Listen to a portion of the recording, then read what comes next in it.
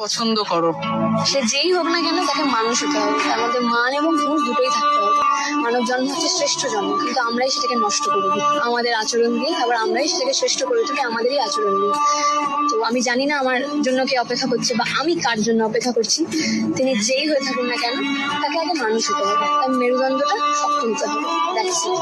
কি হয় বলতো, ভালো জিনিসও আমাদের সাথে হয়, খারাপ জিনিসও তো আমাদের সাথে হয়।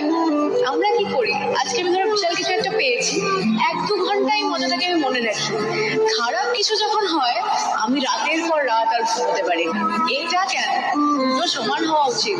ভালোটা যদি এইটুকু সময়ের জন্য মনে রাখি, খারাপটাও এইটুকু সময়ের জন্যই মনে রাখবো। আগেকার দিনের মতন প্রেম তো এখন আর নেই। আগেকার দিনে এরকম প্রেমও ছিল, সারা জীবন কথা আর হলো না, দেখা আর হলো না, কিন্তু একে অপরের জন্য অপেক্ষা করলেন। এসব আমরাও দেখেছি। আস্তে আস্তে কমে গেল। 10 বছর কি 12 বছরে না ঠিক এই জায়গায় চলে এলে। অতিরিক্ত ইনস্টাগ্রাম, অতিরিক্ত ফেসবুক, অতিরিক্ত হোয়াটসঅ্যাপ, এটা আর 24 ঘন্টা যদি আপনি একটা মানুষের সঙ্গে হোয়াটসঅ্যাপে কানেক্টেড থাকেন, আপনার কি সত্যি রিলেশনশিপটার আর কিছু থাকবে?